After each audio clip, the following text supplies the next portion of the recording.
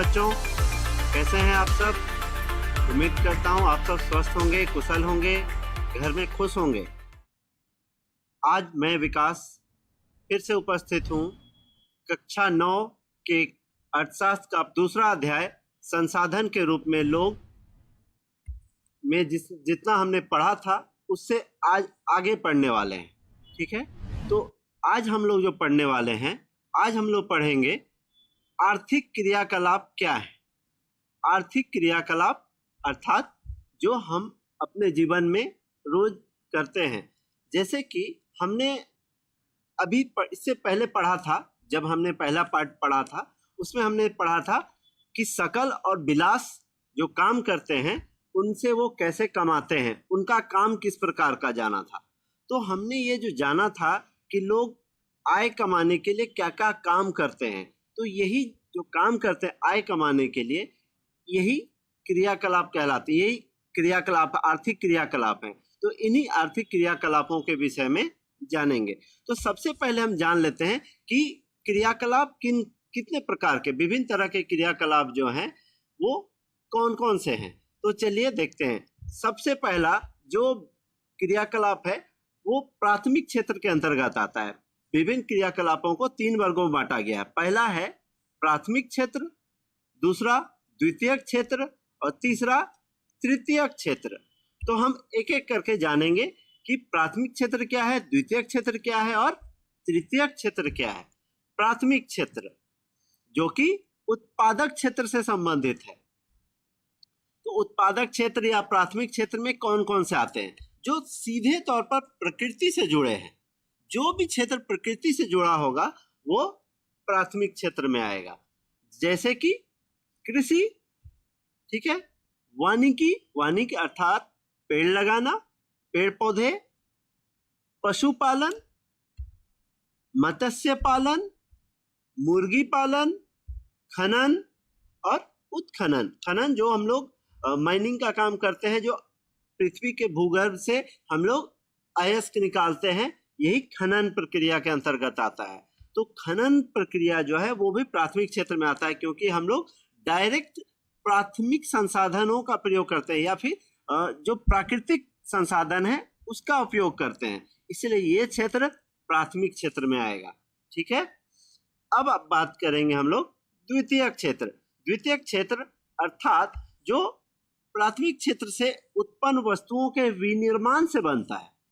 विनिर्माण यानी कि निर्माण काम, कुछ नया प्रोडक्ट बनना, नया वस्तु बनना।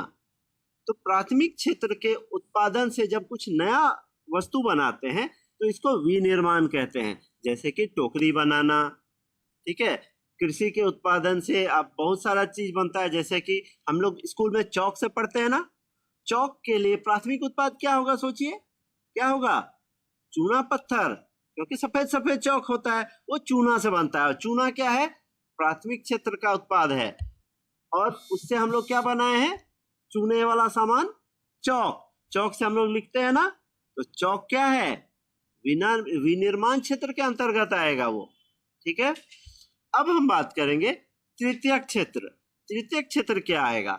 जो प्राथमिक क्षेत्र और द्वितीयक क्षेत्र की मदद करता है वो तृतीयक क्षेत्र में आता है। तो तृतीयक क्षेत्र यानी कि सेवा क्षेत्र, ये दोनों की मदद करता है। तो इसमें क्या क्या आ सकता है देखते हैं। पहला व्यापार। व्यापार यानी दुकान, सब आप देखते होंगे आपके अगल बगल गांव में दुकान है कि नहीं है, उसमें हम लोग सामान खरीद बिक्री करते हैं कि नहीं, वो एक तरह से हमें सेवा दे रहा है, तो वो तृतीयक क्षेत्र में आएगा। परिवहन, गाड़ियों का आना जाना आपने देखा ही होगा, ये परिवहन भी तृतीयक क्षेत्र में आता है। संचार, मोबाइल से भली भांति परिचित हैं, और संचार के माध्यम से ही मैं अभी आपके सामने हूं, हम लोग अभी ऑनलाइन पढ़ रहे हैं, तो ये क्या है? संचार के माध्यम से ही संभव हो पाया है, तो ये भी सेवा क्षेत्र में आता है। अब बात करेंगे हम बैंकिंग क्षेत्र। बैंकिंग क्षेत्र भी सेवा क्षेत्र में आता है। बैंकिंग, बैंक के बारे में आप जानते हैं, बैंक में ही ना पैसा जमा करते हैं हम लोग, तो बैंकिंग भी इसी क्षेत्र में आएगा। बीमा, शिक्षा, स्वास्थ्य, पर्यटन, ये सारे क्षेत्र तृतीय क्षेत्र में आते हैं। पर्यटन यानी घूमने फिरने के लिए जो हम लोग पर्यटन का शब्द प्रयोग करते हैं, ठीक है। तो ये क्षेत्र जो है ये तृतीय क्षेत्र में आते हैं, ठीक है। तो इन तीनों क्षेत्र को मैंने क्या बताया था, ये तीनों क्षेत्र क्या है, आर्थिक क्रियाकलाप हैं, ठीक है। आर्थिक, जो कि राष्ट्र के आय में बढ़ोतरी करते हैं, मदद करते हैं, राष्ट्र में आय, राष्ट्रीय आय की वृद्धि करते हैं। अब मैंने बताया आपको आर्थिक क्रिया। अब इससे संबंधित आर्थिक क्रिया को भी दो प्रकार के क्रियाओं में बांटा गया है, ठीक है। पहला है बाजार क्रिया, ठीक है, और दूसरा है गैर बाजार क्रिया। बाजार क्रिया क्या है, नाम से संबंधित, जो बाजार से संबंधित है, यानी कि जो लाभ के उद्देश्य से संबंधित है या वेतन के उद्देश्य से संबंधित है। आप देखिए, आपके पिताजी बाजार में जाते, कहीं काम करने जाते हैं कि नहीं जाते हैं? काम करने, किस लिए काम करने जाते हैं? क्योंकि वो बाजार से कुछ कमा के आ पाए, ताकि वो घर चला सके। तो ये क्या है, ये बाजार क्रिया में आएगा, ठीक है। इन क्रियाओं के लिए पारिश्रमिक का भुगतान किया जाता है, यानी कि वेतन दिया जाता है या पैसा दिया जाता है। ये जो मेहनत होता है इसके बदले पैसा मिलता है, मेहनताना मिलता है, ठीक है। तो ये बाजार क्रिया हो गया। इसमें सरकारी सेवा सहित वस्तु या सेवा का उत्पादन शामिल है। सरकारी सेवा जो होता है, सरकारी शिक्षक पढ़ाते हैं या फिर कोई भी सरकारी सेवा होता है, वो सारे काम बाजार क्रिया के अंतर्गत आते हैं। तो आपने देख लिया बाजार क्रिया। अब हम लोग देखेंगे गैर बाजार क्रिया। तो जो बाजार क्रिया नहीं है वो गैर बाजार क्रिया है। तो गैर बाजार क्रिया में क्या आएगा, जो बाजार क्रिया नहीं है, यानी जो वेतन के उद्देश्य से नहीं किया गया है, ठीक है, वो स्व उपभोग के लिए किया जाता है। स्व उपभोग कहने का क्या मतलब है, जैसे कि कुछ किसान, बहुत सारे किसान, आप लोग में से बहुत सारे किसान परिवार से संबंधित होंगे। तो कुछ लोग ऐसे होते हैं जो खेती करते हैं और वो फसल को बाजार में बेचते हैं, उस फसल से कमाना चाहते हैं, वो क्या हो गया, बाजार क्रिया हो गया। कुछ ऐसे किसान हैं जो खेती करते हैं अपने उपभोग के लिए, वो जो खेती करते हैं सिर्फ अपना पेट पालने के लिए करते हैं, तो ये क्या हो गया, स्व उपभोग के लिए, खुद के उपभोग के लिए। उपभोग मतलब उपयोग करना, ठीक है। तो खुद के उपभोग के लिए जो काम होगा वो स्व उपभोग के लिए हो गया। तो स्व उपभोग का काम गैर बाजार क्रिया में आएगा। इसमें प्राथमिक उत्पादों का उपयोग होता है, ठीक है। तो प्राथमिक उत्पाद जो प्रकृति से मिलता है। तो गैर बाजार क्रिया क्या हो गया, जो स्व उपभोग के लिए करेंगे। और एक सिंपल सा एग्जांपल लेते हैं जो यहाँ पर नहीं है लेकिन मैं बता रहा हूँ। आप स्कूल में पढ़ते हैं, बच्चों पढ़ते हैं ना, स्कूल में खाना तो खाते ही होंगे, मिड डे मील। 9-10 के बच्चे तो नहीं खाते हैं, लेकिन 8 तक के बच्चे तो खाते हैं। तो वो जो स्कूल में खाना बनता है, खाना बनाने वाली जो होती है, स्कूल में खाना बनाती है, तो उसके लिए पैसा लेती है या नहीं लेती है? लेती है, तभी काम करती है वहां पर। पैसा नहीं मिलेगा वो काम नहीं करेगी, है ना। लेकिन वही औरत जब घर जाती है, अपने बच्चे के लिए खाना बनाती है, तो पैसा मांगती है अपने बच्चे से? कभी नहीं मांगेगी वो, क्योंकि वो खुद का काम है। तो खुद के काम के लिए जो करते हैं वो गैर बाजार क्रिया, और जो हम कमाने के उद्देश्य से करते हैं वो बाजार क्रिया। उम्मीद करता हूं आपको समझ में आया होगा। आपको सब समझ में आया है तो 2-3 प्रश्नों के जवाब भी आप दे दीजिए। चलिए मैं 2-3 प्रश्न पूछता हूं। पहला प्रश्न, विलास, जो मैंने आपको कहानी बताया था विलास, तो विलास जो है गांव के बाजार में मछली बेचता है। कौन सा क्रिया होगा ये? क्योंकि वो मछली बेचता है। तो मछली बेचता है क्यों? क्योंकि उसे आय कमाना है, उसे कमाना है। तो ये कौन सा काम होगा, कौन सा होगा? ये होगा बाजार क्रिया, ठीक है। दूसरा, विलास अपने परिवार के लिए खाना बनाता है। विलास अपने परिवार के लिए खाना बनाता है। कौन सा काम होगा ये गैर बाजार क्रिया होगा, ठीक है। तीसरा प्रश्न, सकल प्राइवेट फर्म में काम करता है। प्राइवेट फर्म में काम करता है, क्यों काम करता है? कमाने के लिए करता है, आय के लिए करता है। तो ये क्या हो गया, बाजार क्रिया हो गया, ठीक है। एक और प्रश्न, सकल अपने छोटे भाई और बहन की देखभाल करता है। तो अपने छोटे भाई और बहन की देखभाल करता है, तो क्या वो कमाने के लिए करता है? नहीं। इसलिए ये क्या हो गया? गैर बाजार क्रिया। उम्मीद करता हूं अब आपको पूरी तरह से समझ में आ गया होगा। अब हम आगे बढ़ते हैं, ठीक है। तो अब हम देखेंगे कि श्रम का विभाजन क्या है। श्रम का विभाजन यानी कि काम का विभाजन कैसे होता है। तो काम का विभाजन कहने का मतलब, हम लोग समाज में दो तरह के लोग हैं, या पुरुष महिला, एक और है जिसके विषय में अभी हम बात नहीं करेंगे, लेकिन पुरुष और महिला पे बात करते हैं। तो पुरुष क्या किस तरह का काम करेगा? पुरुष जो काम करता है वो ज्यादातर बाजार से संबंधित होता है, वो बाहरी काम करना पसंद करता है, ये परंपरा से चला आ रहा है। और महिलाएं क्या करती है? महिलाएं ज्यादातर घर के काम करती है, ये परंपरागत है। आजकल महिलाएं भी बाहर काम करने लगी है, उसके विषय में भी बात करेंगे। लेकिन हम लोग अधिकांशतः देखते हैं पुरुष क्या काम करते हैं, वो बाहरी बाजार से संबंधित काम करते हैं, जो मुख्यतः आय से संबंधित होता है, और महिलाएं मुख्यतः घर का काम करती है, ये चला आ रहा है। तो अब यहाँ पर देखेंगे, ज्यादातर महिलाएं जो होती है वो बाजार क्रियाओं से नहीं जुड़ती है, तथा महिलाओं को उनकी सेवाओं के लिए भुगतान नहीं किया जाता है। उनकी सेवा के लिए भुगतान उनको कब किया जाता है? जब वो श्रम बाजार से जुड़ती है। श्रम बाजार से कहने का मतलब, वो बाजार में काम करने जाती है, वो आय के लिए काम करने जाती है। अब आप देखते ही होंगे बहुत सारी महिलाएं बाजार में आती है काम करने, या फिर बहुत सारे ऑफिस में आप देखते होंगे काम करते हुए महिलाओं को।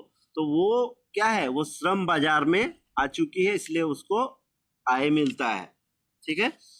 और महिलाओं को आप देखते होंगे, जो शिक्षित महिलाएं होती है उनको पुरुषों के बराबर वेतन मिलता है। ज्यादातर महिलाएं जो संगठित क्षेत्र में होती है वो पुरुषों के बराबर वेतन पाती है। लेकिन कुछ महिलाएं क्या, ज्यादातर महिलाएं असंगठित क्षेत्र में होती है, इसलिए उनको पुरुषों से कम वेतन दिया जाता है। उनको कम वेतन देने के पीछे क्या कारण है? आपके पुस्तक में एक प्रश्न भी पूछा गया है कि महिलाएं कम वेतन पर क्यों नियोजित होती है। तो उसका कारण यह है कि अधिकांश महिलाओं के पास बहुत कम शिक्षा होता है और वो निम्न कौशल स्तर वाली होती है। ज्यादातर महिलाएं, मैं सभी महिलाओं की बात नहीं कर रहा हूं, ज्यादातर महिलाएं, ये परंपरागत सोच भी है, ठीक है। इसीलिए महिलाओं को पुरुषों की अपेक्षा कम वेतन दिया जाता है, ठीक है। तो मैंने ये भी बताया अभी आपको कि ज्यादातर महिलाएं असंगठित क्षेत्र में कार्यरत है। तो संगठित क्षेत्र क्या है और असंगठित क्षेत्र क्या है, इस पर बात कर लेते हैं जरा। तो संगठित क्षेत्र और असंगठित क्षेत्र जो है वो काम के आधार पर बांटे गए दो प्रकार के कार्य हैं, रोजगार हैं। एक हो गया संगठित क्षेत्र, एक असंगठित क्षेत्र। इसमें अंतर देख लेते हैं तो आपको ज्यादा समझ में आएगा। संगठित क्षेत्र में क्या होता है? नियमित रोजगार होता है, ठीक है। हमें पता होता है कि हम जो काम आज कर रहे हैं कल भी वही काम करेंगे, हमारा रोजगार सुनिश्चित होता है, हम श्योर रहते हैं कि ये काम मेरा लंबे समय तक चलेगा, ठीक है। यहाँ पर नौकरी की सुरक्षा होती है। नौकरी की सुरक्षा यानी कि नौकरी सुरक्षित होता है, वो पता होता है कि आज भी काम कर रहे हैं तो कल का भी काम मुझे पता है, मुझे ये भी पता है कि अगला महीना भी मुझे ये काम करना है, मेरा नौकरी सुरक्षित है, ठीक है। तो ये संगठित क्षेत्र हो गया। यहाँ पर उच्च शिक्षा और उच्च कौशल वाली महिलाओं को भी पुरुषों के बराबर वेतन मिलता है। यहाँ जो उच्च शिक्षा वाली महिलाएं होती है उनको भी पुरुषों के बराबर वेतन मिलता है। यहाँ पर विभिन्न प्रकार के अवकाश भी होते हैं, यानी कि बहुत सारी छुट्टी भी मिलती है। आपने देखा ही होगा कि सरकारी कार्य में लगे लोगों को छुट्टी मिलते रहती है, वहीं प्राइवेट काम में करने वाले लोगों को कम छुट्टी मिलती है, देखे हैं ना। तो जो संगठित क्षेत्र में होते हैं उनको विभिन्न प्रकार के अवकाश भी मिलते हैं, स्वास्थ्य सेवाएं भी मिलती है, ठीक है। उनको स्वास्थ्य के लिए उनको मेडिकल अलाउंस भी मिलता है, ठीक है। और इनके काम के लिए संगठन भी होता है। संगठन अर्थात ये काम संगठित क्षेत्र में होता है, इनमें यूनिटी होती है, किसी को भी किसी भी काम से तुरंत नहीं निकाला जा सकता है। उसके लिए उसे सूचना देना पड़ता है। तो ये सब जो होता है ये संगठित क्षेत्र में है, ठीक है। अब इससे ही विपरीत असंगठित क्षेत्र में इसका लगभग उल्टा होगा। क्या क्या होगा देखते हैं।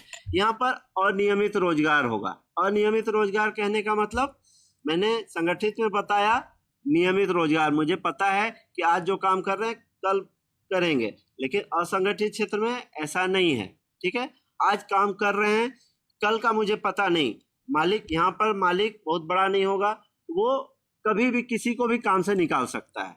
अनियमित होगा, आज क्या काम कर रहे हैं कल क्या काम करेंगे नहीं मालूम। नौकरी की सुरक्षा नहीं, यही बात है, नौकरी की सुरक्षा नहीं है। महिलाओं को पुरुषों से कम वेतन मिलता है या कम मजदूरी मिलता है यहाँ पर, ठीक है। यहाँ पर विभिन्न प्रकार के अवकाश नहीं है।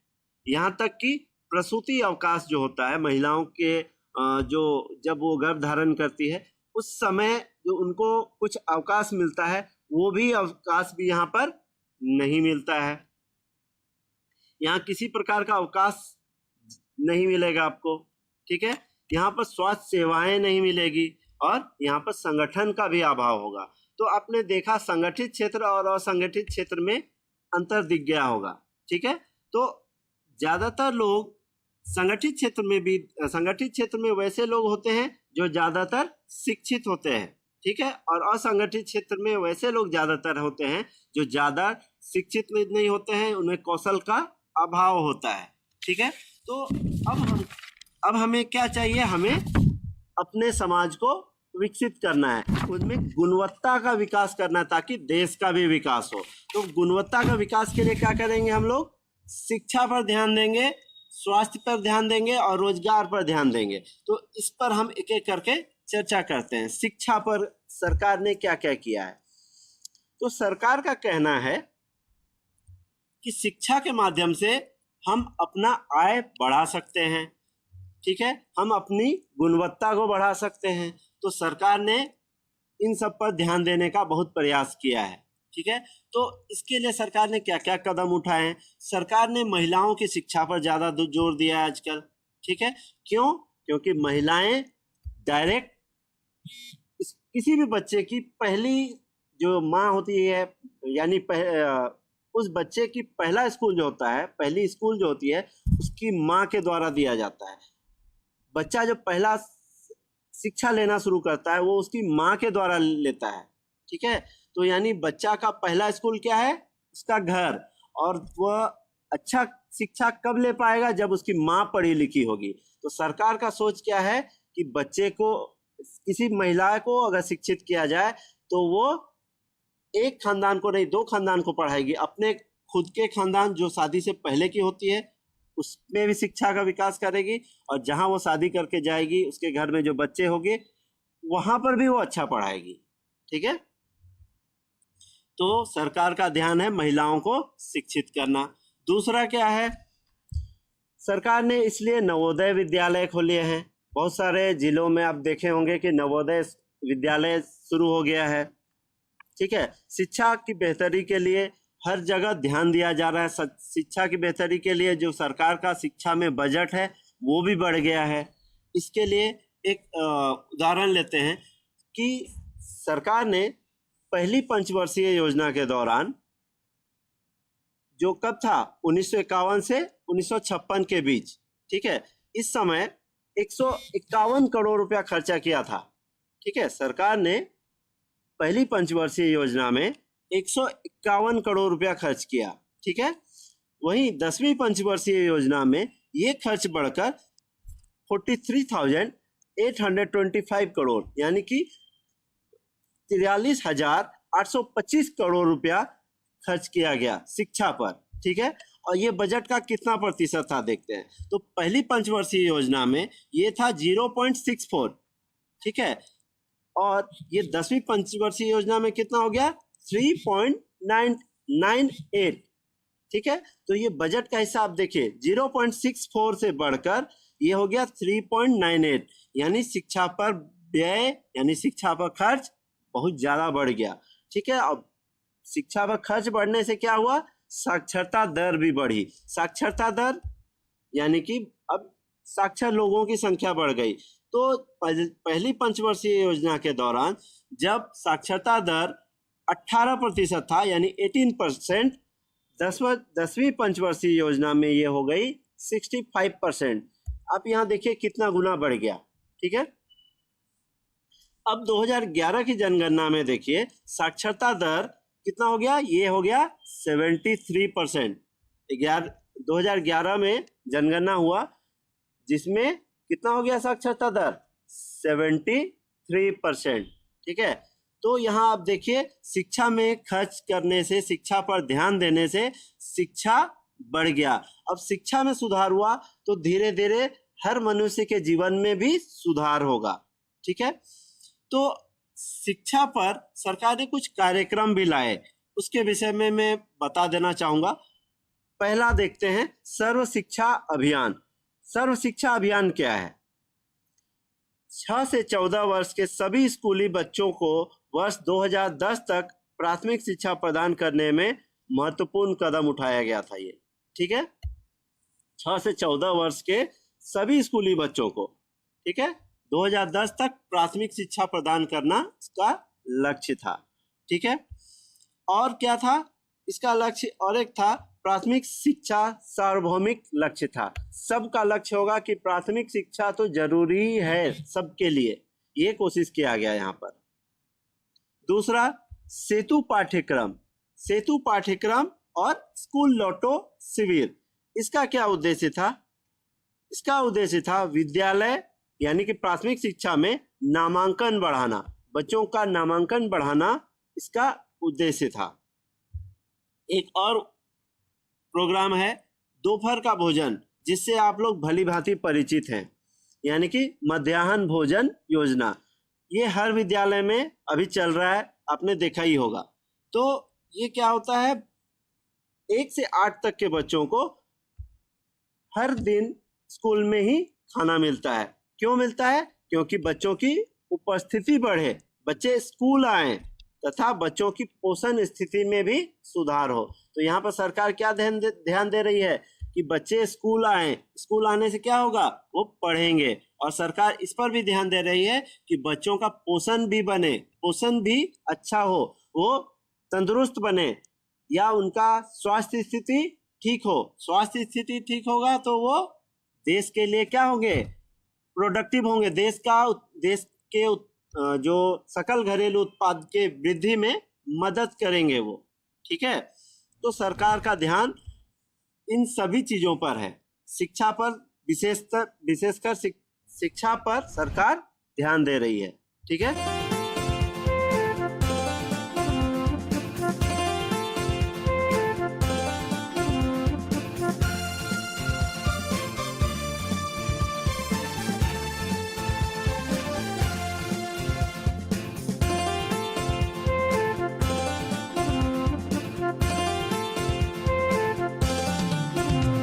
नई जिंदगी की नई पाठशाला, नई जिंदगी की नई पाठशाला।